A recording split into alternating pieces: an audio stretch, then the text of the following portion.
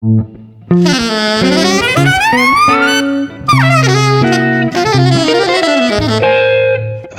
Jazz.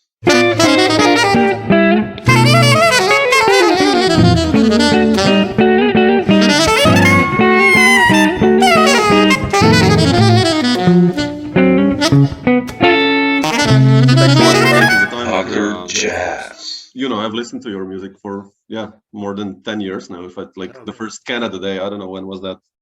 Yeah, like 2009, I think. yeah. So I love that group, and I want to ask you about that a little bit later. But when I listen to your music, it's like you're such a prolific composer. Besides being a really great drummer, but like especially I love your compositions, and I listened to the last two. I want to start with with the Old Growth Forest #2, and the last Canada Day live with Alexander. Yeah. And I wanted to ask you, like, first with the compositions, because I listened, I don't know, from Old Growth Forest, Biomass, kind of. I was like, man, it sounds like Dave Holland in a really weird other trip, or those Poschiavo tunes, like you have all these odd meters, 19 or 15, and unisono lines and all that. And what's your process usually when composing? Like, do you come up first with a groove, or how do you deal with it? Because you wrote so much, you write so much music, and you have written it, and like how do you do it? No, I appreciate you listening, man. Thanks for the thanks for your ears. I appreciate that. I don't know. I think like everybody, you kind of like we all probably have different versions of how we compose, of course, and depends on the group and all that. But I actually don't really. I think I've said before in interviews and stuff things like, I compose from the drum set and all that stuff. I think maybe more as a sensibility, like I'm a drummer, so how can I not write from the perspective of a drummer? But I don't like sit down that I can think of and be like, okay, cool, I like that. Too much. I think usually I'll pick out little things. I'm a terrible pianist, but I write at the piano kind of thing. Oh, really? Oh, okay. And usually, and pick out lines or chords or something that I like.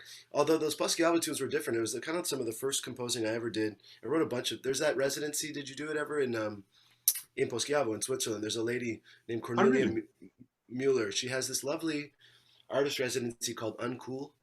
Oh yeah, they do the festival, right? That's the thing. Yes, although that festival is from the past. Yeah, okay. She stopped doing it, but she has a flat and a studio. A flat on the second floor, a studio downstairs. Oh, and wow. You go and you spend 3 weeks, and what do you do besides like, you have to do, all you have to do is do 2 concerts in 3 weeks. Really? And the rest is sort of up to you. And so I would just, for all those Poschiavo tunes, it was like the first time really, not really ever, but just about, that I wrote without, I just sketched out without the kind of from my head. Oh, really? Oh, man. Yeah, like, okay. I don't have perfect pitch.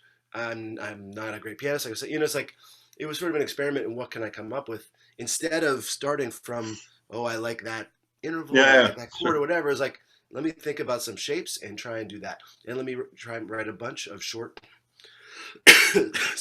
short pieces. And so all those tunes, are like 50 of them.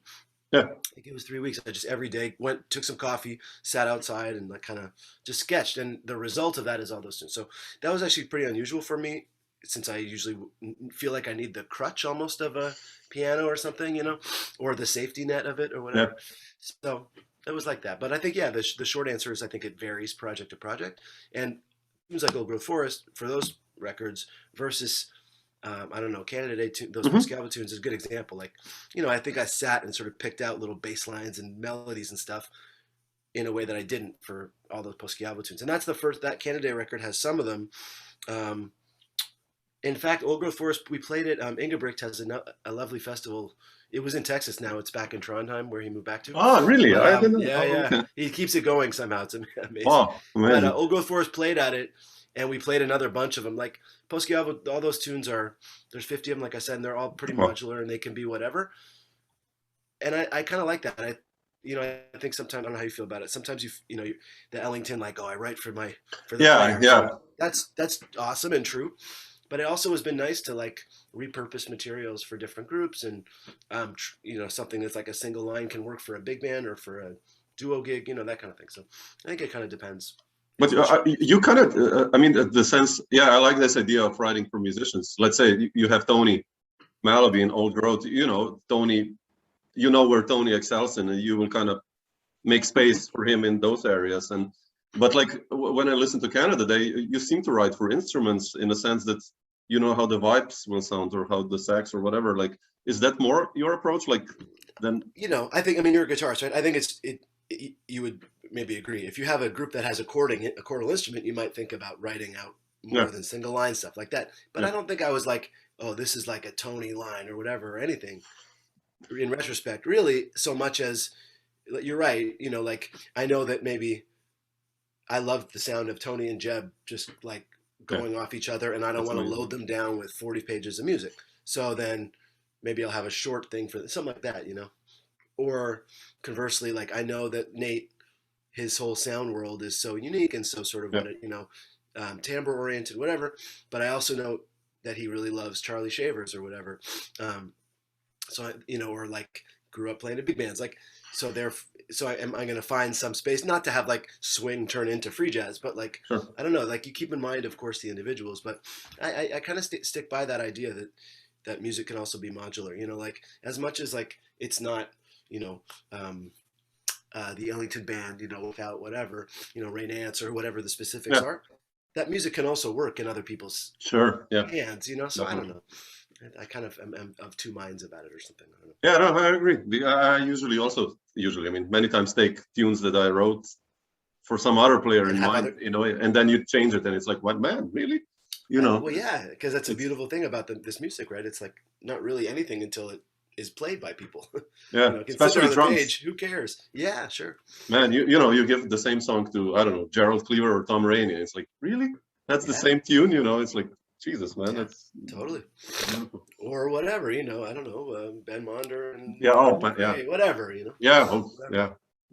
But when it comes to, let's say, if you look at your composition process through years, who would you say you were influenced in that regard with? Like, I hear many African music. I hear like groove oriented. I hear free stuff. Like it's really like this conglomerate of everything in a way. Right. Yeah, I don't know. I definitely, as much as I love Stravinsky and like contemporary composition, or not that that's contemporary, modern composition, let's say, and Takemitsu and Messiaen, all those kind of things. Yeah, I also love like, Etoile de Dakar or whatever, these kind of like pop bands from Senegal or, I don't know, traditional materials from Mandinka music or whatever it is. So yeah, definitely kind of like and I would say much more probably than really like jazz language per se. I mean, like I like writing tunes too, and I feel like actually I was talking about this with Tony on some Old Growth thing a few years ago. I was kind of like, I hope this is okay to say, man, but like the American Songbook is, because he was just talking about how much he loves some tune or whatever, like some people are, I don't know if it's like capital J jazz musicians or something, or lowercase or whatever, or it's generational or whatever. But in the end, I don't think that my deepest compositional influences are like the American Songbook, There are all these kind of other things, or some other things. Again, I like writing harmonies. I like writing forms. I'm what you mean, totally into 32 bars, whatever. I like rhythm changes, but it's not actually my default as a composer. What you do, so sure. So, But it makes sense. It's like you would write as a poet nowadays sonnets. Right. It's okay. Yes, it's okay, and some people do that, and they love. But Marlowe, but whatever, it's like But you mentioned Tony and Old Growth Forest and Jason and Jep. It's such a wonderful unit. And I wanted to ask you, when does this story with you guys begin? Like, when did you meet Tony? I know you and Jason, I think, go way back, right? Yeah, we all kind of go back in a bit sort of pointillistically or something. So like I used to live in LA, like around, I went to Cal Arts and then lived in LA until 2006. And so in LA around the early 2000s, I can't remember how it went. I think, friend Scott Rosenberg, who's a great saxophone player and composer and of also pop music, kind of like has moved away, like was one of the many Braxton saxophone disciples at the time, but seems to have changed his direction long ago. But he was living in Chicago and came and did a project in LA. And he's like, oh man, everyone in Chicago is so open, you got to go hang out and play. And this was like 20 years ago. And I think I can't remember how it went, but within like a week, I had like booked a week of gigs in Chicago, night after night. Michael Zerang's Candlestick Maker was still going. Oh yeah. Vandermark was like, "Sure, you want to play on a Wednesday at the Empty Bottle?" Like it was just like Chicago was amazing. It was the kind of um, slightly post '90s incredible Yeah. Chicago Yeah. like Yeah. fertile scene. It was still going, and so I think I just like Scott was like, "Here's a list of Chicago musicians. Email them all.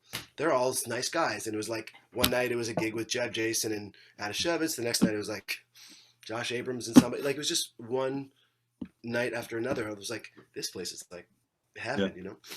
And so I started going to Chicago kind of like, I don't know, every year or something, like get some like Southwest 4-stop flight for $5 and get there and like stay on Roebke's couch.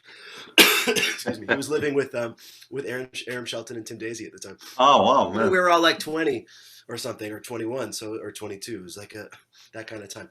But so that was where all the Chicago stuff started. And then with Tony, I moved to New York for good, like in 2005 or 6, and I moved to Jersey City. I think Tony and I played a session. Somehow, or we've been in touch. I think he was on tour with Angie and Rainey or something in the Bay Area, something like that. I remember we were in touch somehow, and I forget if it was him or Angie or both of them said, "Oh, there's an apartment available next door or whatever in Jersey City," and so I moved to New York and we kind of started hanging out. Then Nate Wooley lived 2 doors down. It was like this little. Oh wow, man! That's and actually the neighborhood in Jersey City was called the Island, and like all around Jersey City was just kind of like, I don't know. Not only craziness, but it's pretty wacky over there. But then there's this little like haven, the super quiet block. There's like Tony practicing. There's Angie. Nate, like working out his thing. It was just like a lovely sort of, you know how things go. Sometimes you just like fall into a nice situation. It was kind of that. So that's how we met. And then Jeb, Jason, and I had a kind of collective trio that did some touring in the mid to late 2000s, like 6, 7, 8, around there. And I think we all were like, "Oh man, we should get Tony on this." And then a decade went by. Man, yeah. And then I had a Stone residency, I guess it was, or something. And I'm looking at the thing in 2015. And I think and maybe Jeb had already moved to Boston, something. And I was like, "Guys, should we do this finally 15 years later or 12 years later or whatever?" One of those, you know? Well, cool. Yeah, it sounds like such a beautiful, it's different than Canada Day or some other, your projects, you know, also the writing. It's not chamber, like it's a wrong word, or maybe, I don't know. I hear it differently when you hear it. Like it's completely different. Too. I don't know. Yeah. Beautiful unit. But can I ask you something? You mentioned CalArts, like who did I read somewhere that you studied with Wadada Leo Smith? Yeah, that's why I went. Yeah, so CalArts was I went in 99. I was living in New York before that, like in 97, 98. Okay. Right after. How was that like? Those first, when you came, because you grew up in Canada, right? Yeah, and then I went to undergrad at Colby College, a school in Maine. And that's when I kind of got serious about music as an undergrad, maybe like so many people or whatever. And then I moved to New York. At first, so how was that like? Oh man, I mean, well, so I went shock, or in a way, or not. Yeah. I mean, well, actually, it started. I spent a semester at the new school, like many people, rather than a full 4 years. I was like, a semester was enough. But it was my third year of, I guess I was 22 or something. And New York was really the vibe. Like new school was okay, but I just went at that time. It was still like Visionis was open still. Everywhere was still open, and like I lived in the East Village and went out every night for 6 months. Like Tom Rainey's playing here, Barry Altschul's playing there, Victor Lewis is playing there. Like the list as long as your arm. It was just like that. It wasn't disparate Brooklyn yet. It was like all focused in New York still. Tonic hadn't opened yet. Internet Cafe was open. It was just like a smaller, not smaller. There are a million musicians, but a more nuclear space, like easier to. So like literally, I would go to the Zinc Bar on Mondays. Jeff Tain Watts was the house drummer, and if he was like out of town, Al Foster would be playing. Like literally, you know. Yeah. So it was that. It was what. Sorry, I have like a cough that's not COVID. Thank goodness, I just had a COVID test when we went to Canada, and it was like negative. I'm like, well, I still have a cough. Anyway, so sorry if I'm coughing on the thing. No, come on. But yeah, that's what New York was like, and it was like super inspiring. And at the same time, I was not ready yet, really, as a player. So it was sort of humbling in that sense. And then I ended up interning and then working at the knitting factory, Uh-huh. which is pretty eye opening. And through that whole process, I met one night Adam Rudolph and Youssef Latif were playing a concert, and Adam, who's become a longtime friend, and That's how this connection with Adam happened. Okay. yeah, and then Okay. he hooked me up with he didn't hook me up with, but he hooked me up with Leo's phone number. Oh man, do you know Leo? You know Leo Smith? Yeah, of course. Oh, he's actually teaching at this great school, Cal Arts. And like this light bulb was like, dude, I gotta call this guy. Really, he's teaching? And I called him up literally on the no, I call him first, and I wrote him a letter Yeah. and sent him a cassette with like a solo composition for hi hat, for Leo Smith or something like that. And he called me. Oh wow, man. I have this program. You should apply. And I got like a full ride somehow to go spend like 2 years with Leo Smith. And it was like, I just don't know if that stuff happens anymore. Like, I hope it does. But that kind of, like the sort of analog version of things, like there was no like fill out this online application. Yeah. There was no like, like entrance exam. It was just all like really kind of, I want to say like loosey goosey, sort of like almost like it felt to me like I'd already been reading about, the Creative Music Studio, like Carl Berger's place from the Yeah, 70s. yeah, That yeah, sure. still has been Sure. going all this time. It felt like the 70s, sort of, in that whole process felt like this. Like I just couldn't believe that it was that not easy, but that Amazing. it was Yeah. that like personal and sort of like Yeah. you write a letter to your hero and he actually answers it. I was like, you're kidding, It's I rare. didn't Yeah. believe like, hello, is this Harris? This is Wadada Leo Smith. And he was at the time, he was like, this is Ishmael Wadada Leo Smith. And I was like, nah, what? Come on. So it was like really fortuitous in that sense, really like set me on a life path that, I feel really lucky for. I do. So, but you studied like composition with him? I mean, or Yeah. So he had a program. They sort of like hired him as the Dizzy Gillespie chair of the jazz program. And Cal Arts' jazz program was great, but it's like really like a studio jazz, sort of like Yeah. you want to play in, the Hollywood studios and get the gig with Vince Guaraldi. This is how. Like it wasn't really a fit for Leo. So at some point he, I don't know how it happened, but he started his own program. They gave him his own program called African American Improvisational Music. It was an MFA, a Master of Fine Arts, whatever, that was somehow separate from the jazz program or from anything. And so you just, the curriculum was like, take all of his courses, take composition lessons with him, and then fill in the blanks with whatever else you want to do. So yeah, I studied composition with him. I played in his ensembles. How did that look like? I mean, the composition stuff. I mean, it was, I think probably he would say for all of his students, I don't know, not to put words in Leo's mouth, but, it's a very personal thing with him. Like, he has his system on crossmation, right? And I don't know if it worked like this for everybody. I guess I'll just speak for myself. I would bring him something each week, and he always talked about finding the musical moment, like finding the most important kind of thing in your piece. And then I think what happened with a lot of us was we all started writing pieces, trying to write pieces with his system. So like making our own little rhythm units and velocity units and all of using his language to try and get at something. Yeah. And then,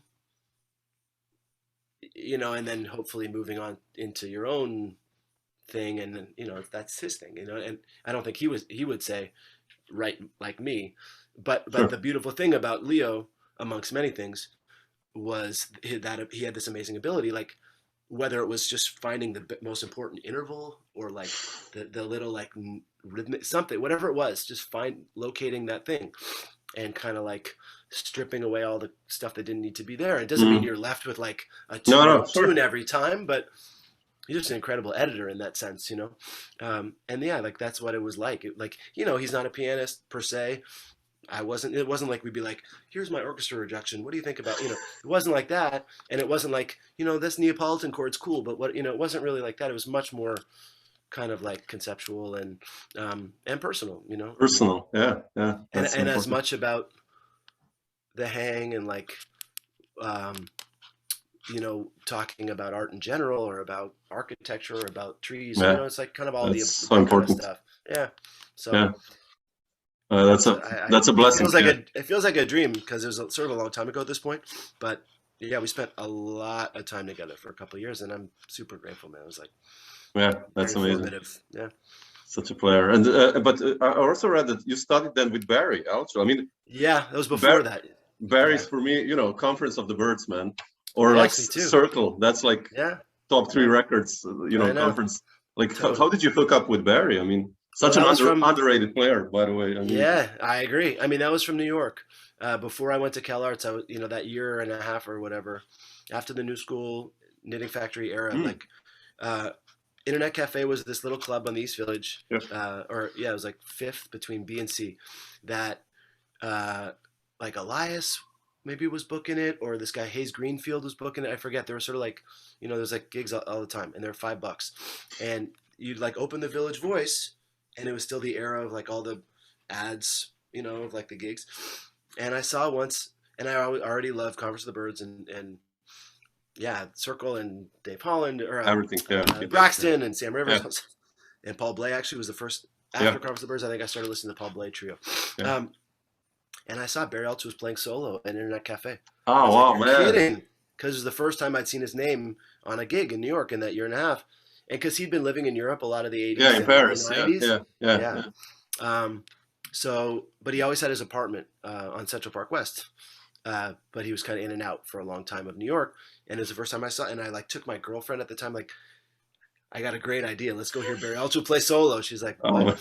And we went to Internet Cafe. There's like 6 people, or something, and he didn't set up like a full on like Circle kit, but he had his like beautiful Gretsch kit, one of his beautiful Gretsch kits, and like some of his like what Jerry Hemingway used to call like cash register. I'll call them the cash register, like, cha-ching, he had some like ratchets and like wood blocks and little splashes and all kinds of little gear. Not a full on setup, but like one suitcase full, let's say, or something. Yeah. And I listened to this beautiful solo gig, and I, told him like, dude, you're my hero, whatever, which was at the time basically true. Can I study with you? And he's like, here's my card, and I just started going up every week to his apartment. And at that time he still had a 2-floor flat with like a spiral staircase or whatever. Oh, wow, man. He lived on 105th in Central Park West, and then 103rd was the building that Max Motion. I want to say Art Blakey used to live in. Man. He was not alive. Somebody else, another royalty figure. It was just like a cool. I was like, just starstruck, And he was like a super great teacher, man. He was really kind of didactic. Like he had like this method.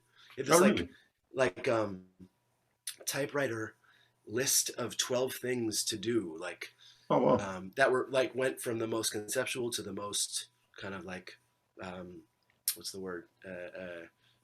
Like play a page of each of your books, like super free stuff, and then super detailed. Excuse me, Charlie Wilcoxon swing solos. Like a real range, just like he talks about. He always says Beaver Harris's From Ragtime to No Time, that whole thing. That was like what it was like to study. He's like, listen to Eddie Singleton, and then next, blow into the side of your snare drum and record it, and then it was like really a whole range, but like really about technical as well as meditative processes and conceptual process. It was great. It was like amazing, super. It's like a weird thing to study with someone that you worship so much, kind of thing. Like because it's sort of like it was on my part. I felt like this dynamic of like guru, and I guess it's like, going to study with Zakir Hussain if you're in the tabla or whatever. Yeah, sure. Yeah. But I will say he was like he was just a great teacher, and it was like a really formative time, So, Kevin Norton also studied. There are a lot of people who have studied with Barry over the years, and I think a lot of people would say probably a similar thing. Like, I knew this guy from Circle, and meanwhile he ended up being like a really, like a drum teacher kind of. So he was great. Amazing. Wow. Yeah. But what was your? Did you go also like before, like let's say teenager years, like through like an Elvin phase or Tony Williams phase, or like who were your first jazz drummers? That you blew your mind. It wasn't really high school so much for me, although I just didn't. I played drum set and played in jazz ensemble in high school, and like started when I was 10 and took snare drum and blah blah blah. But I didn't really care about it. I wasn't serious about it until college, and then it was Elvin and Tony. Like I don't know what it was exactly, but I started playing in college, and like my friends and I had this rock band, and we were playing like, like kind of like like improvisational rock kind of whatever, for parties for kids dancing and having fun. It was great. That's cool. But yeah, I kind of got into like I had like the Penguin Guide to Jazz, one of those like the old ones, right? I love them, man. I have them Penguin here. Guide to Jazz on record cassette, on LP cassette. I love that. That kind of thing. And I started like doing like the yellow pages, like, whoa, what, huh? And got into it really profoundly that way. Like I'd heard a lot of the names, but I never really cared. And then all of a sudden I was like, nothing was more important than like Miles Quintet records or, Coltrane with Elvin or whatever. So there was those guys for sure. And it's still like in the end, as much as I love Cyril and Rashid and Milford and all the freer players too, forever my idols of jazz drumming were always people like Elvin and Tony and DeJohnette and Roy, and Roy. I don't know. Like there was some, and like the way that those guys play free too. Like, that Cecil record with Dewey Redman and Elvin Jones from around 2000. I forget. Oh, maybe, yeah. Oh my God. Like the way that Elvin plays, or the way Elvin played with Train before he left. Yeah, sure. Or the way Jack, like the Golden Quartet stuff with Leo's records with Jack. Yeah. I love that, man. Yeah, that's incredible. Like that kind of free incredible. Playing was the most profound free playing for me too. Or like Barry with In Motion with Blay or something, Yeah, that's as much as like I love the energy Vision Fest drumming. Yeah, it was like the post-bop drummers playing openly that really I took major inspiration from, I guess. The most inspiration from. What about the European, like free scene, the drumming? Yeah, like that too. Also, like those guys. I mean, did you check them out? Like, I don't know. Yeah, Paul Litton, Tony Oxley, and all these cats. I mean, yeah, Oxley. That was like a Penguin Guide, like. Okay. I think it was because I was into Mahavishnu at first, and then was like, whoa, John McLaughlin extrapolation. Whoa, Tony Oxley. Man, that's such a record. Like, yeah, and so that's a record. And then I was like, whoa, Tony Oxley doesn't sound like this on all of his other records. What the?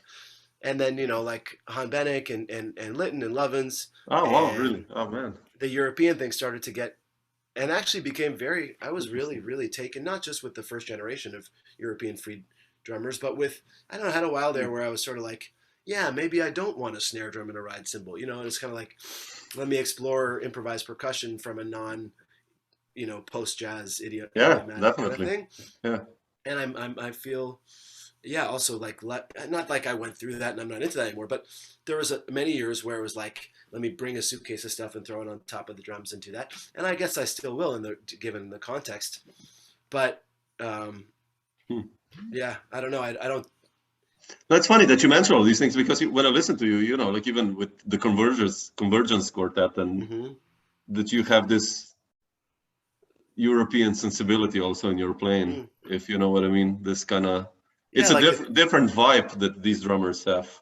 Well, that's for sure. But I think it also kind of, something came together living in New York after CalArts, I guess it was, when I first started hearing like Jim Black, Mike Serene, John Hollenbeck, Kenny Wallison, Rainey, Joey Barron, those guys had synthesized all the stuff that came before them, or a lot of the stuff, and we're sort of mixing.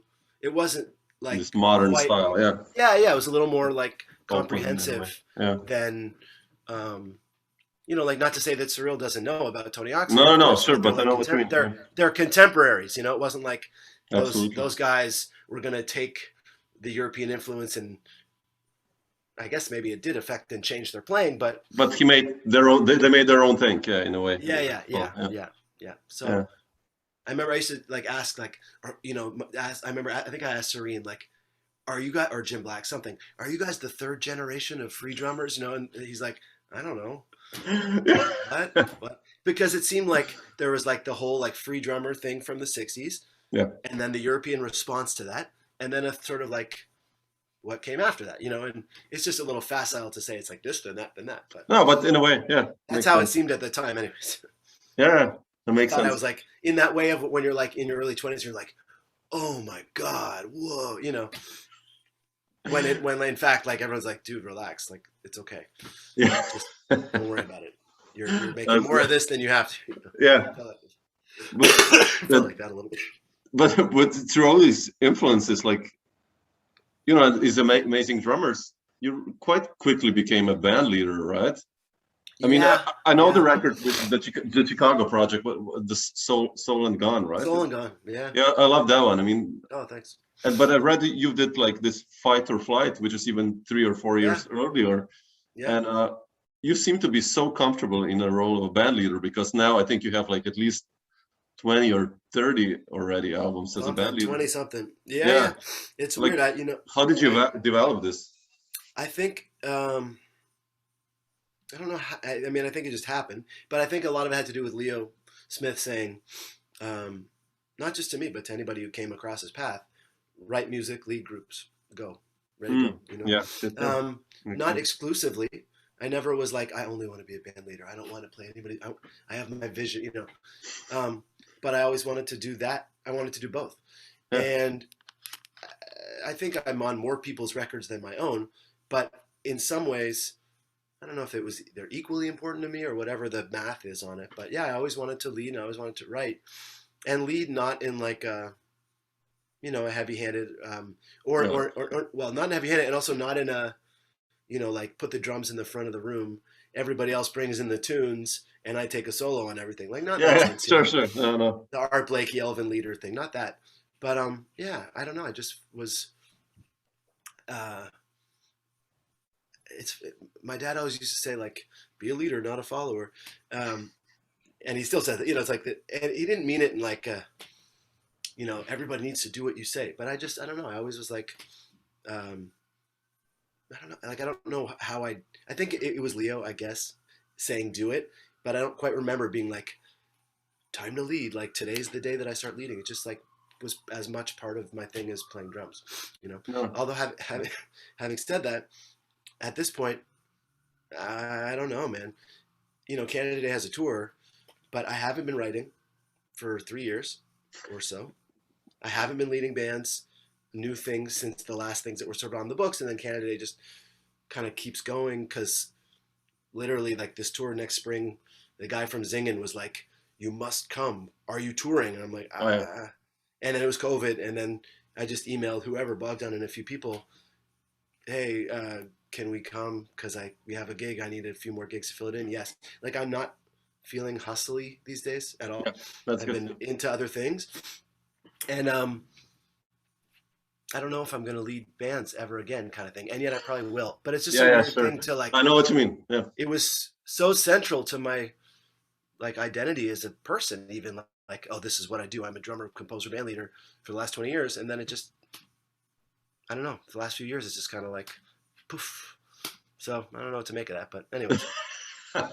No, I know what you mean, because you know, you mentioned Mike Serene, and I love Mike Serene. You know, and I did this talk with him too, and he's never done a record as a leader, and he's like on 300th records or something. If I'm not mistaken, I either forced him to play the first gig he ever did as a leader or one of the only ones. I can't remember. So I was curating a series in Williamsburg in 2007 or 8, and I wanted to make it. It went for like 4 months or something. It was like a weekly series at this place in Williamsburg before Williamsburg turned into while it was turning into a disaster. And so I had I tried to have only drummer composers do it for the most part. And I was like, dear Mike Serene, we were like acquaintance friends. Like, we don't hang out, but we're friends. I love the guy. And I was like, dear Mike, you must lead a group. And he's like, nah, I don't want to. Nah, I don't want to. I was like, dear Mike, I won't take no for an answer, something. And he did. He had a trio with Brad Shepik and Brad Jones. Yeah. Oh, wow, man. I don't know if he ever did another gig with that trio. I think it was the first time he'd ever done it. I'm pretty sure, if I remember. But at the time, yeah, he's like, oh, dude, come on. I don't want to do this, man. Don't make me do this. No, I'll do it, you know. And yeah, he's like the consummate, you know. Like, you know, the other, I mean, he said, like, on the interview, like, yeah, man, maybe next year I think I'll actually do it. And I was like, okay, man, it's on record now. You're doing this. Like, yeah, so like, yeah, okay. Like, oh, no. No, but it's I can't remember even what they did. They played like, I think they played some, I can't remember if they played any of Mike's tunes. They played Thomas Chapin tunes. I think Brad, they each brought a few tunes or something like that. I can't remember if they played any of Mike's compositions or not. I I can't remember. I don't think so. Rainey is the same, you know. He started doing this like 10 years ago, before, you know, he did like with everyone played it, you know, and then he was like, okay, let's do this now. So I really wonder. I can't remember if I ever talked to Tom about it. I can't. Do you know? Was Ingrid like, you have to do this or something? I can't remember like how his quartet, right? The one that was playing like skewed standards. Yeah, it's like with Ingrid, Ralph and Chris or something. Yeah, I forget yeah. Something. I remember asking about it. He's like, I was like, oh, you write for it? He's like, oh no. No, we play standards. We just mess them up. You know, we make them crazy. Something. Yeah. Anyway. And those guys. Yeah. And I remember asking Barry Altschul about this too in a long interview. I did a really long interview with him for Destination Out. You remember that website? I don't know if it's around anymore. No. It was around for a while, a really long time, like early 2000s through mid. And it was Barry's 70th birthday. Oh, wow. And sorry, I'm gonna close this thing. And let me make this bigger. Oh, I don't know how to do it. I asked Barry, like, at first, I remember I was asking about drummer composer stuff, and he's like, dude, I am not a leader. I don't want to be a leader. I just want to play gigs. Oh, wow. I was only a leader when someone was like, here's a gig. Yeah. I was like, huh. Because he had, you know. He had those records. Yeah, like really beautiful records, man. Yeah. With Elias and Ray Anderson. Yeah. Right. Brahma's great. But there's also other ones. Like, you know, he lived in Europe like in the 80s and 90s. There's like, I don't know, maybe half a dozen. Like, there's records here and there. Yeah. And you ask him about it, and he's like, I'm like, what about this one? He's like, oh, well, you know, producer kind of made me do, or didn't, you know, gave me the date or this, or like, it was always like something fell in his lap, so he did it, rather than John Hollenbeck or someone who's like, I'm a composer, you know? So I guess I'm somewhere in between those impulses or something. I'm not sure. Interesting. Yeah. Like, I wanted to ask you here with this, you mentioned Canada Day coming up, a tour, right? How did the Canada Day project start? Because it's like, it's been going on now for what, 12 years? Yeah, long one. It started, it had already been going sort of, like I moved to New York and was wanting to have sort of a quintet actually at the time, basically. And then we ended up having a gig on July 1st, which is Canada Day. I think it was 2007. And I think I just called it Canada Day Quintet that night or whatever. And then the name just stuck. It was the first night, you know, as I say it, no. So it was supposed to be the first night that the longest lineup was Nate and Bauder and Eivind. Well, sort of slightly revolving bass players, but Nate, Bauder, and Chris Dingman. Chris is. Nate Wooley, Matt Bauder, Chris Dingman, and then Eivind Opsvik, and then later a couple different bass players. Garth Stevenson, Pascal Nigenkemper. And it just happened to settle on July 1st of 2007. I called it that, and then I was like, okay, no, this is the lineup. But in fact, as I remember, I was talking about it. That actual gig, Nate ended up subbing out, couldn't make it, and my wife, Sara Schoenbeck, the bassoonist, ended up subbing for her. So actually, the Canada Day Quintet first gig didn't even have the lineup that it had a sub on it. But anyway, somehow from that day on, it became that. And it was like, for several records and for several years, I wanted to have a working band, meaning what? Like you play every couple months if you're lucky or whatever. But that stayed together and did it. And we did for 4 records. Yeah, amazing. Yeah. And 5 or 6 years, it's not like, I don't know, everybody laments there's no working bands anymore. And it's kind of true in a sense, but it was my attempt, I would say, at like having a working band for a long time. And then it became, I don't know, we did an octet record. I can't remember how, we did some quartet versions. It started becoming a little more modular. And then Bauder couldn't make a tour. And Alex Hawkins sub, you know, like it sort of became. That's how it came. Okay, yeah. Yeah. But, you know, it went from being this like, unless these 5 guys are on it, it's not Canada Day, to. Yeah, kind of. Yeah. But in the end, the one constant the whole time has been Nate Wooley. Yeah, and he makes the color is so important. And yet, he wasn't on the first gig in the first place, you know, whatever. But yes, it's sort of like, and really, in retrospect, whatever, you know, it's like it's nice to have a project that continues as intact as it can, but it's sort of like I don't know, symptomatic is the right word, or like sort of it's a good example or an example of how hard it is to keep a working band going. Yeah, man, it's bizarre, you know, impossible, increasingly almost. So but you know, and so this tour in in March is quartet with Nate and Matt Bauder, kind of the longest to Yeah. sort of Yeah. like, and Pascal, who's been. You know Pascal. Lindgeber? We played. Yeah, we recorded together. Yeah. He's What an a amazing player, sweetheart, man. Yeah. I Yeah, love him. yeah, and a great, great bass player, obviously, a great guy. Beautiful, man. Super.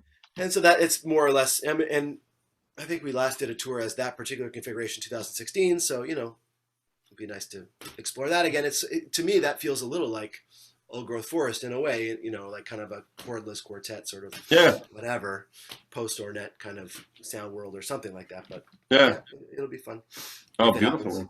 Yeah. Well, come on. Yeah, it will. But it will. Like the last Canada live thing was done with Alexander, who you said he subbed for. Bauder couldn't make it. Right? I think Matt had at one point he had like this 6-month tour with some Italian pop star. I forget who it was, but like like literally like playing a horn section kind of thing. Oh man, sure. Across Eurovision venues or something like that. And so I can't remember how I thought, it'd be cool to have Alex do it, but I love Alex. He's a great guy. We played together a lot. Yeah. How did you hook up with him? I mean, I know you played with Convergence Quartet like for a long time. That was I can't remember what year, but early on, I had done like some kind of like guerrilla tours of Europe, like you go and just play different improvised music gigs with nice people all over the continent type of thing.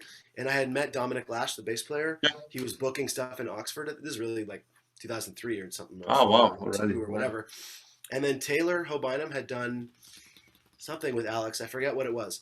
And then I was doing music for a theater production, a one-man production of Macbeth, which was wacky. And we were in Australia for 2 months around 2004 or something. And I got an email from maybe Taylor and I both did it the same. I can't remember how it went, but Alex and Dom wanted to try a kind of a collective, a tour of the UK or something. Yeah. And then we did it and we just kept doing it. And off and on, I think for a decade or something like that, there was like a tour every couple of years. At first, they were always these UK tours, and then we ended up doing little Euro tours also, and it was great. I mean, those guys were younger than us-ish. Like maybe Taylor and I were 30 and they were 25, something like that, and we were all kind of getting started. And it was, I think, mostly maybe they both did the booking or Alex did a lot of it, but like they kind of were able. You know how it is, like unless the gigs get their gigs, it's hard to like do it. And so it needed the like, especially collective projects, and it needed the impetus of, I don't know, Alex was amazing at putting together these kind of, at first, what are the British Arts Council kind of, that's kind of supported funded things. We play it like, Reading or wherever these places, you're like, holy moly, where? Like a jacket potato, whatever, wherever in England. But it was great because the music really developed, and we all had a great time on the hang, and it was just one of those things. So it was started then, and I think went kind of for about a decade or something like that, every couple of years. Wow, beautiful. Yeah, it's a nice sounding band because Thank you. Yeah, I mean, pretty disparate, like kind of, which is not unusual. You have these groups that are kind of different people's ideas, and especially when people are everyone's bringing stuff in. Music, like, yeah. It's like hard to have that be coherent somehow, but I think it coalesced pretty good, and you managed it. Sort of sounds different, but there's sort of like a vibe to that band. It was cool. You mentioned Europe. Like, when was the first time you led a band in Europe, and how was that like for you? Good question. I mean, those guerrilla tours were kind of. Yeah, okay. I mean, let's say like they were organized tour kind of. Yeah. Like that started a little later. I'm trying to think if it was a Canada Day tour or a September trio. I started going over around 2010, 11, 12, 13, something like that. Both of those bands, I think, started going to Europe at that time and having like kind of proper tours with like agents and fees. yeah, sure. Excuse me. That's what like qualifies as a proper, like, not just that it like. No, but you actually there were fees and hotels. I don't know, like you get someone else paid for the flights. Something like around then. It was probably, if not one band, the other. So Canada Day. Can't remember though.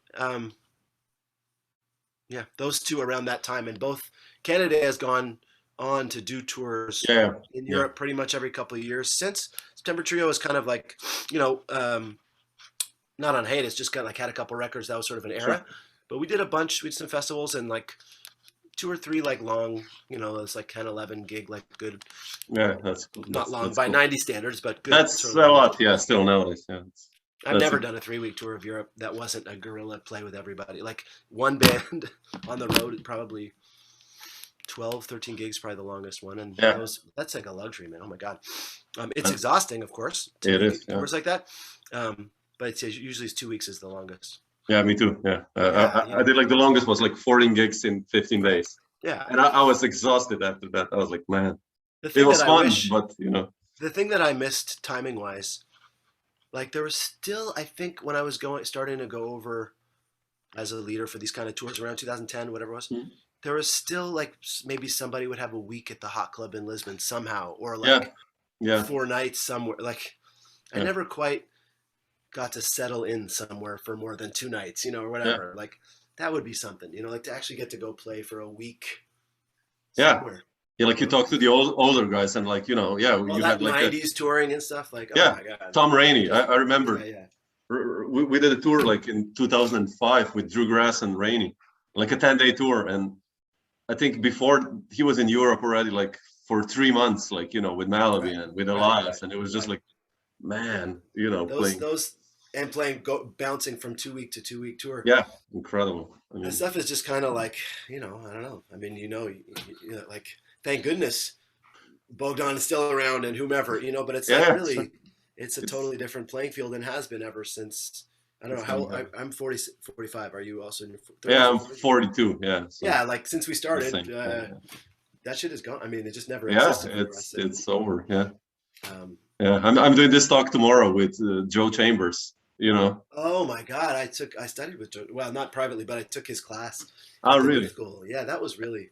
Wow, doing one of these with Joe. Wow. Yeah, man. And he's one of my heroes as well. And I'm really curious. They had like those 6-week engagements in New York. Like he played with the Dolphins. Or in San Francisco or whomever. Wherever. Like move to a city for 3 months and play every night. The only time I've ever done those kind of tours, I mentioned that Australia stuff, was for theater tours. Go to London for 6 weeks. Go to Sydney for 2 months. Like that doesn't happen. I remember we were in Sydney for that theater thing, and I went to hear the Necks. There's a place called the Basement. Yeah, sure. Like a great jazz club in Sydney. And even then, they had like the Necks had 3 nights. Like they're like the royalty of Australian jazz, and the longest engagement and it was packed and it was awesome. But even then, there was no week-long engagement, and this is around 2005 or 6. So. But yeah, I can't imagine. It feels fuddy-duddy at this point to say this stuff. Oh man, there's no working band, so the music can't grow or whatever. But how could it? I mean, it's true. Yeah, sure. Like, if you get to play every night for 6 months, what happens to the music that can never happen to the music otherwise? Like it's real, It's a thing. So I don't know. It's not like a lament for whatever, but it's sort of like it's reality, man. Like I don't know. Yeah, especially now. I'm really curious after this. Still, we're in the COVID, but like what happens after COVID? Yeah. If it, clubs will close, I guess, venues also, it'll be get tough to get a 1-week tour together in Europe. Yeah, man. Joe Chambers, by the way, he taught this class called American Music as Social History. Check out that title for a class. Wow, man. American Music as Social History. Wow. It was that semester at the New School. I think it was 96 or 97. Oh wow. Okay. And he was the first person I knew about his playing from all those Blue Notes. I already loved his playing so much, and I saw he was teaching. I was like, oh my God. And he was the first person I started to hear about, not just Bata in particular, but different New World Afro-American musics, African-American musics. So whether it was North American Black musics or African Caribbean, whether Cuban or Haitian or Brazilian, basically the Protestant and Catholic New Worlds. And he was the first person who really was breaking down the specifics of how all of those musics developed historically. That guy is I don't know, he's a brilliant guy. And it was just like, talk about also such a composer, man, also. Yeah. And I mean, and a great model is sort of like a drummer who is a percussionist, right? He's a great vibraphone player, great piano player. Yeah. Wow. Yeah. So looking forward to that. Singular force. Yeah. Cool. Yeah. One last thing, Harris, and not to take too much of your time. So, like, you play, like you mentioned, Adam Rudolph, and Yeah. I listened to the other day to this record you guys did, Vista, with Sam Rivers. Oh, man. You know, one of my heroes, and Me too. it's so nice to hear Sam in this context with you guys playing like this completely open stuff. And I wanted to ask you, how did that happen, and how was it like for you? You were like 27 or something, 28. Yeah, it was old, Like- old times. That was a wonderful serendipitous moment. A friend of mine who I knew from Knitting Factory, this guy Velibor Podevsky, he's a Macedonian dude who's been in New York forever. He was booking Sam and Cecil and Braxton, a bunch of people in the 90s. And I knew him through Knitting Factory. And I forget how it went, but I had already moved to LA, was living in LA. I guess I was going to Cal. It was just after CalArts, I think. And I were in touch or something. Oh man, Sam's going to be out there playing with his trio. He had this great trio with Doug Matthews and Anthony Cole for a long time. These guys from Florida, Yeah. where they'd all switch instruments, all that stuff. And he was playing at the Jazz Bakery for a week, which on the topic of playing for a week. And I went one night. Oh, I'm whatever. Velibor told me to come say hi. Thank you, Sam. You're everybody's hero. Wow, it's so great to hear you. Blah blah blah. And he was turning 80. He was like, I think it was his 80th birthday week or something. And on the day of his 80th birthday, this is the day before, he's like, is there a studio around? Really, just like he's just like, oh, you're a drummer, cool, let's play. Like super open dude. Really? Yeah. Yes. And I was like, well, my good friend Adam Rudolph lives really close. The Jazz Bakery is in Culver City on the west side of LA, and Adam lived in Venice at the time, sort of like 10 minutes away. He's got this great little home studio. It's beautiful space, full of percussion. It's a lovely space. Sam's like, what are you doing tomorrow? Let's hang out. Wow. And we recorded all day. And he's like, what do you guys think? Do we have enough? He had a 2-set gig that night, And, it was like, I don't know, maybe 10 to 1 or 2 or something like that. We had some nice lunch, sat in the backyard. You guys want to do some more? Yo, Seriously? dude, Man. chill, bro. You have to play a 2-set concert. It's your 80th birthday. Why don't we just sit back here and enjoy our avocados or whatever. But he was just such like a Man. Talk about like a force for good in the world or whatever. He's just like a ephemeral.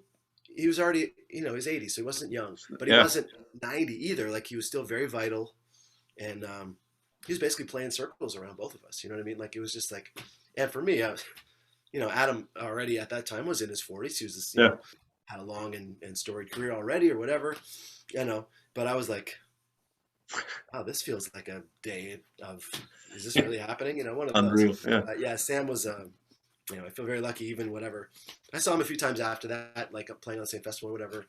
It was I mean, it's Sam Rivers, Yeah, sure. Yeah, but I wish we will be like that. When we're 80, you'll be like, man, No, but in Munich, like we have a gig tonight, but let's play. Yes, I mean Yusuf Lateef too. Like we were playing gigs with Adam has this big ensemble organic orchestra, and he had brought Yusuf to be sort of like a featured soloist. I remember, and this was in Yusuf's mid 80s, so around the same time. Yusuf, I was asking him about, he had lived in Nigeria for a long time, and he was teaching, and I asked him something about the Igbo, this one of the ethnic groups from the southeast part of Nigeria, and he was showing me some dance movements in like his mid to late 80s, just like, man, what? How do you do it? Like how do these guys? So much energy, or just like, well, the answer is music, basically. Spirit. It's such a beautiful thing to see, So to get to be around people in that period of their lives still being vital. Yeah. Or like when you see videos of Roy Haynes still playing his ass off at 95, where it's just like, oh my God. Yeah. So maybe we all, whatever, have that kind of let's hope. longevity and luck, That would be nice. Or even a quarter of it, whatever, a little bit of it. Yeah, something. Give me that. Yeah. Cool, man. Yeah, nice to talk, man. Yeah, thanks so much, Harris. I mean, if not before, I'll see you in Ljubljana. Hopefully, you make it. I here. hope so.